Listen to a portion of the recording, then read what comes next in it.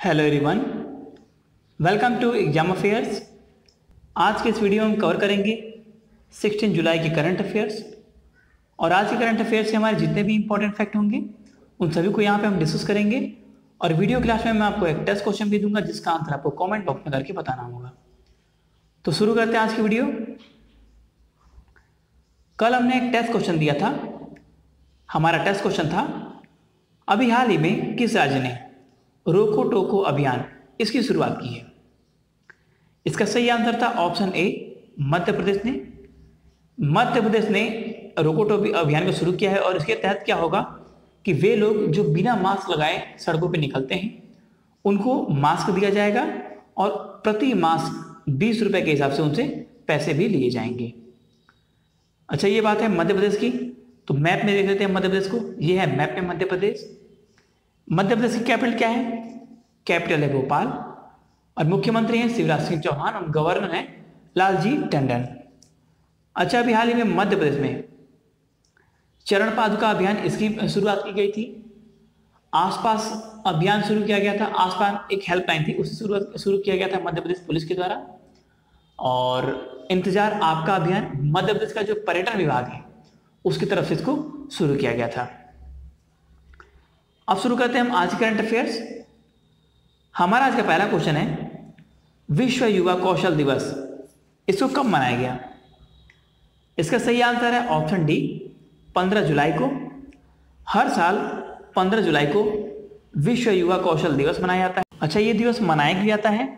तो ये दिन युवाओं को तकनीकी और व्यावसायिक शिक्षा और प्रशिक्षण संस्थानों को सार्वजनिक और निजी क्षेत्र के हितधारकों के लिए एक अवसर के साथ साथ युवाओं को रोजगार प्रदान करने के महत्व को चिन्हित करने के लिए इस दिवस को मनाया जाता है। और इस बार की इसकी थीम क्या थी? तो 2020 की इसकी थीम थी skills for a resilient youth. ये इस बार की थीम थी, skills for a resilient youth. अच्छा, इस दिवस को मनाता कौन है? इस दिवस को मनाता है यूएनओ। तो यहाँ पे यूएनओ के बारे में देख लेते हैं। यूएनओ की स्थापना कब हुई थी? 24 अक्टूबर 1945 में। और यूएनओ का हेडक्वार्टर कहाँ पे है? हेडक्वार्टर है न्यूयॉर्क में। और यूएनओ के सेक्रेटरी जनरल हैं एंटोनियो गुटेरस। और जनरल असेंबली के प्रेसिडेंट हैं वोल्कन बोसगीर। और वोल्कन बोसगीर अभी हाल ही में नियुक्त किए गए हैं और इन्होंने तिजानी मोहम्मद बंदे को रिप्लेस किया है। हमारा आज का अगला क्वेश्चन है, बांग्लादेश में भारत के अगले उच्चायुक्त किसे नियुक्त किया गया? इसका सही आंसर है ऑप्शन ए, विक्रम दुराईस्वामी जी को। और विक्रम दुराईस्वामी जी ने रीवा गांगुली दास की जगह ली है। अच्छा, कल अफगानिस्तान में भारत ने राजदूत अपॉइंट किया है, उनका क्या नाम है? तो उनका नाम है जो अफगानिस्तान में अपॉइंट किए गए हैं राजदूत, उनका नाम है रुदेंद्र टंडन। और कल ही तुर्कमेनिस्तान में भी भारत ने अपना राजदूत नियुक्त किया है, तो उनका क्या नाम है? उनका नाम है पी विदु नायर। ये किर्गिस्तान में नियुक्त किए गए हैं राजदूत और ये अफगानिस्तान में राजदूत नियुक्त किए गए हैं। अच्छा, यहाँ पे ऑप्शन डी में एक नाम है विक्रम मिश्री। ये कहाँ पे नियुक्त किए गए हैं? तो देखिए, ये वर्तमान समय में चाइना में भारत के राजदूत हैं। अच्छा, यहाँ पे बात है बांग्लादेश की। तो बांग्लादेश की कैपिटल क्या है? कैपिटल है ढाका। और बांग्लादेश के वर्तमान समय के मुख्यमंत्री कौन है? तो उनका नाम है शेख हसीना। और वर्तमान समय के प्रेसिडेंट कौन है, राष्ट्रपति कौन है? तो उनका नाम है अब्दुल्ला हामिद। और करेंसी क्या है? तो करेंसी है टका। ये है चित्र में विक्रम दुराईस्वामी जी, जिनको बांग्लादेश में उच्चायुक्त नियुक्त किया है भारत ने। अच्छा, यहाँ पे बांग्लादेश में भारत ने उच्चायुक्त नियुक्त किया, लेकिन अफगानिस्तान में और तुर्कमेनिस्तान में राजदूत अपॉइंट किया। ऐसा क्यों? देखिए, जो कॉमनवेल्थ कंट्रीज हैं, यानी कि जो कभी ना कभी किस समय में ब्रिटिशर्स की गुलाम रही हैं या फिर ब्रिटिशर्स ने वहां पे शासन किया है, तो वहां पे भारत नियुक्त करता है उच्चायुक्त। और वे कंट्री जिन पे कभी भी ब्रिटिशर्स ने शासन नहीं किया, वहां पे भारत नियुक्त करता है राजदूत। हमारा आज का अगला क्वेश्चन है, इफ इट ब्लीड्स। ये एक पुस्तक है, इसको किसके द्वारा लिखी गई है? इसका सही ऑप्शन है ऑप्शन सी, स्टीफन किंग के द्वारा। यह है चित्र में स्टीफन किंग्स और इन्होंने ही बुक लिखी है इफ इट ब्लीड्स। और ये जो स्टीफन किंग जी हैं, इनको 2014 में नेशनल मेडल ऑफ आर्ट की अवार्ड दिया गया था और 2003 में नेशनल बुक फाउंडेशन मेडल से इनको सम्मानित किया जा चुका है। हमारा आज का अगला क्वेश्चन है, किस देश के राष्ट्रपति ने चीनी अधिकारियों पर प्रतिबंध के लिए एक विधेयक पर हस्ताक्षर किया है? इसका सही आंसर है ऑप्शन सी, अमेरिका के राष्ट्रपति डोनाल्ड ट्रंप जी ने चीनी अधिकारियों पर प्रतिबंध लगाने के लिए विधेयक पर हस्ताक्षर किया है। अच्छा, ऐसा क्यों किया गया है? तो हांगकांग के खिलाफ जो दमनकारी कानून लागू किए गए हैं, उसी लिए चीनी अधिकारियों पर प्रतिबंध लगाने के लिए विधेयक पर हस्ताक्षर किया है अमेरिका के राष्ट्रपति डोनाल्ड ट्रंप जी ने।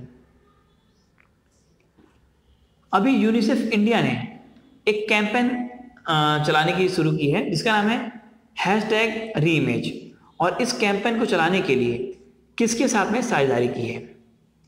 इसका सही आंसर है ऑप्शन डी, फिक्की के साथ में। तो यहां पे हम देख लेते हैं यूनिसेफ और फिक्की को। तो ये है यूनिसेफ यानी कि United Nations International Children's fund, और इसकी स्थापना कब हुई थी?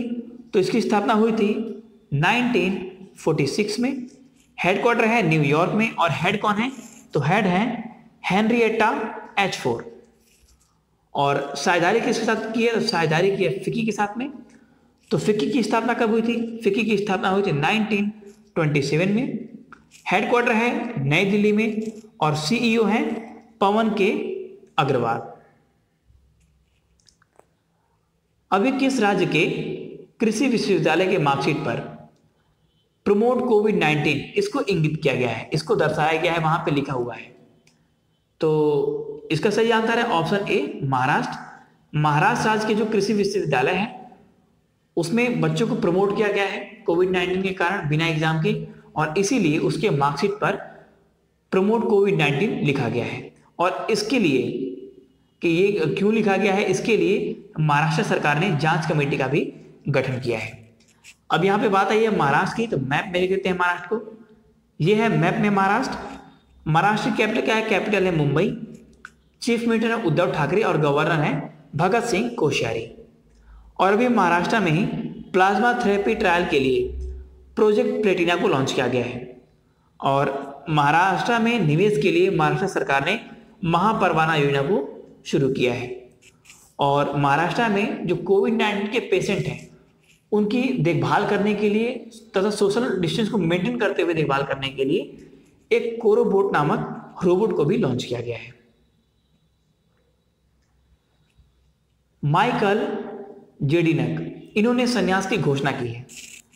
हमें बताना है कि ये किस खेल के संबंधित हैं।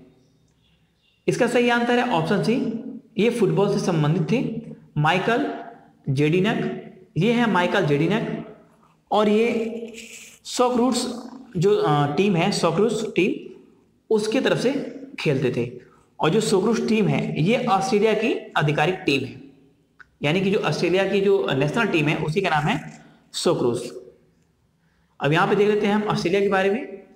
ऑस्ट्रेलिया की कैपिटल क्या है? कैपिटल है कैनबरा। और ऑस्ट्रेलिया के प्रेजेंट टाइम के प्राइम मिनिस्टर कौन है? तो वो है स्कॉट मॉरिसन। और ऑस्ट्रेलिया की करेंसी क्या है? करेंसी है ऑस्ट्रेलियन डॉलर। अभी हाल ही में किस देश की दूरसंचार कंपनी ने चीन से 5G उपकरण लेने से रोक लगा दी है? इसका सही आंसर है ऑप्शन सी, ब्रिटेन ने। अच्छा, ब्रिटेन के प्राइम मिनिस्टर कौन है?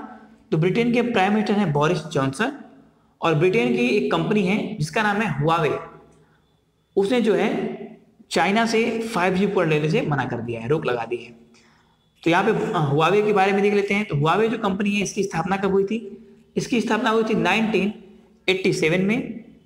और इसके फाउंडर और सीईओ कौन है? तो फाउंडर एंड सीईओ हैं रेन जिंगफेई। और इसका हेडक्वार्टर कहाँ पे है? तो हेडक्वार्टर है शेंजन, चाइना में।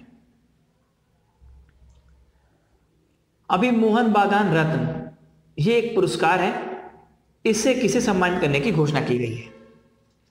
इसका सही आंसर है ऑप्शन सी, गुरबख्श सिंह और पलाश नंदी। इन दोनों लोगों को मोहन बागान रत्न से सम्मानित करने की घोषणा की गई है। अच्छा, इसकी घोषणा किसने की है? तो इसकी घोषणा की है ATK मोहन बागान क्लब ने। और इन्हें सम्मानित किया जाएगा 29 जुलाई को। ये हैं गुरबख्श सिंह जी और ये हैं पलाश नंदी जी। अब तक की सबसे सस्ती कोरोना परीक्षण किट, इसको किसके द्वारा विकसित किया गया है? इसका सही आंसर है ऑप्शन ए, आईआईटी दिल्ली के द्वारा। और देखिए इसका मैं जो रेट पढ़ा था कि कितने में मिल रही है, तो ये काफ़ी मैंने जहाँ जहाँ पढ़ा तो वहाँ पे अलग अलग रेट मिला, लेकिन देखिए कहीं भी मिल रहा है कि 700 रुपये में इसकी जो परीक्षण किट है उसका रेट है 700 रुपये उसका मूल्य है, और कहीं मिल रहा है कि 550 रुपये इसकी मूल्य है। और जो भी सोर्स हैं वो ऑफिशियल सोर्स थे, तो इसलिए अभी इसका कहना थोड़ा मुश्किल है, लेकिन जहाँ तक की उम्मीद है ये 650 रुपये इसकी जो है मूल्य होगी। लेकिन कहीं पे आपको 700 भी दिख सकती है, क्योंकि मैंने इसको खुद देखा है जब मैं इसको पढ़ रहा था। तो अच्छा, इस सस्ती कोरोना परीक्षण किट को विकसित किया है आईआईटी दिल्ली ने, लेकिन इसको लॉन्च किसने किया है? तो इसको लॉन्च किया है हमारे मानव संसाधन विकास मंत्रालय के मंत्री रमेश पोखरियाल निशंक जी ने और मानव संसाधन राज्य मंत्री संजय धोत्रा जी ने। CAPF यानी कि सेंट्रल आर्म पुलिस फोर्स, इसके राष्ट्रव्यापी वृक्षारोपण अभियान का शुभारंभ किसने किया?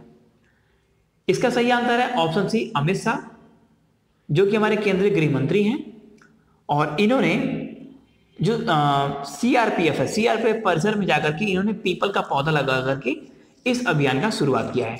अच्छा, यहाँ से एक और क्वेश्चन बनता है कि CAPF के अंदर में कौन कौन सी यूनिट्स आती हैं?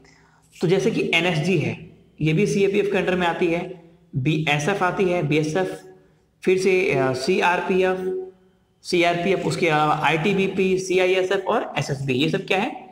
ये सब CAPF के अंदर में आती हैं। ये हमारे गृह मंत्री अमित शाह जी, जिन्होंने राष्ट्रव्यापी वृक्षारोपण अभियान का शुरुआत किया है। हमारा आज का अगला क्वेश्चन है, कोविड-19 के दौरान सभी स्कूलों में ऑनलाइन जो क्लास चलाई जा रही है उसके लिए दिशा निर्देश की घोषणा किसने की है? इसका सही आंसर है ऑप्शन सी, मानव संसाधन विकास मंत्रालय ने। और इसके मंत्री कौन है? इसके मंत्री हैं रमेश पोखरियाल निशंक जी। ग्लोबल ह्यूमैनिटेरियन अवार्ड 2020, इसके टॉप पब्लिसिस्ट अवार्ड से किसे सम्मानित किया गया? इसका सही आंसर है ऑप्शन बी, सचिन अवस्थी जी को। ये हैं चित्र में सचिन अवस्थी जी, और इन्हें क्यों सम्मानित किया गया है? क्योंकि इन्होंने गंगा को स्वच्छ करने के लिए एक जागरूकता अभियान चलाया था, जो कि 5 दिनों का था। 5 दिवसीय लंबी एक स्वच्छ गंगा जागरूकता अभियान को चलाया था, और ये जो जागरूकता अभियान था ये हरिद्वार से लेकर के वाराणसी तक का था, और इसी के लिए इन्हें टॉप पब्लिसिस्ट पुरस्कार से सम्मानित किया गया है ग्लोबल ह्यूमैनिटेरियन अवार्ड 2020 में। नाबार्ड के किस स्थापना दिवस के अवसर पर डिजिटल चौपाल इसका आयोजन किया गया? इसका सही आंसर है ऑप्शन बी, 29वें स्थापना दिवस पे। यहां पे हम देख लेते हैं नाबार्ड के बारे में। तो ये है नाबार्ड, यानी कि national bank for agriculture and rural development. इसकी स्थापना कब हुई थी? इसकी स्थापना हुई थी 1982 में। हेडक्वार्टर है मुंबई में, और इसके वर्तमान समय के चेयरमैन कौन है? तो वो हैं गोविंदा राजुलू चिंटाला। किस राज्य सरकार ने मुख्यमंत्री दर्पण पोर्टल एवं मोबाइल ऐप इसको लॉन्च किया है? इसका सही आंसर है ऑप्शन डी, छत्तीसगढ़। और इसको क्यों लॉन्च किया गया है? तो जो सचिवालय है, सचिवालय से जितनी भी सरकार की प्रमुख योजनाएं हैं उसको आम जनता तक, नागरिकों तक वास्तविक समय पर और सही जानकारी के साथ में पहुंचाने के लिए मुख्यमंत्री दर्पण पोर्टल एवं मोबाइल ऐप को लॉन्च किया गया है। अच्छा, यहाँ बात आई है छत्तीसगढ़ की। तो ये है मैप में छत्तीसगढ़। छत्तीसगढ़ की कैपिटल क्या है? कैपिटल है रायपुर, और चीफ मिनिस्टर है भूपेश बघेल, गवर्नर है अनुसुईया उइके। और अभी हाल ही में छत्तीसगढ़ में पहली ई लोक अदालत का आयोजन किया गया है, और छत्तीसगढ़ राज्य को एलिट्स एक्सीलेंस अवार्ड 2020 से सम्मानित किया गया है। हमारा आज का अगला क्वेश्चन है, UNHLPF यानी कि United Nations high level political forum, इसमें स्वैच्छिक राष्ट्रीय समीक्षा रिपोर्ट 2020 इसको किसने पेश किया है? तो United nation high level political forum ने स्वैच्छिक राष्ट्रीय समीक्षा रिपोर्ट 2020 पेश किया है हमारे नीति आयोग ने। Option C NITI Aayog. तो यहाँ पे हम देख लेते हैं नीति आयोग के बारे में। तो ये है नीति आयोग। नीति आयोग यानी कि national institute for transforming India, और इसका पूर्व नाम क्या था? इसका पूर्व नाम था योजना आयोग, और इसका 1 जनवरी 2015 को नाम बदल के कर दिया गया नीति आयोग। अच्छा, इसके चेयरमैन कौन होते हैं? इसके चेयरमैन होते हैं प्राइम मिनिस्टर ऑफ इंडिया, यानी कि वर्तमान समय के चेयरमैन हैं नरेंद्र दामोदर दास मोदी जी। और वाइस चेयरपर्सन कौन है? तो वो है राजीव कुमार, और सीईओ हैं अमिताभ कांत। अब जैसा कि हमने कहा था वीडियो क्लास में एक टेस्ट क्वेश्चन दिया जाएगा, तो हमारा आज का टेस्ट क्वेश्चन है पोलैंड के नए राष्ट्रपति कौन बने? इसका सही आंसर आप कमेंट बॉक्स में कमेंट करके बताइएगा। वीडियो कैसी लगी? वीडियो आपको अच्छी और हेल्पफुल लगी हुई तो चैनल को लाइक शेयर सब्सक्राइब करके बेल आइकन जरूर प्रेस कीजिएगा। थैंक यू, बाय बाय, जय हिंद, वंदे मातरम।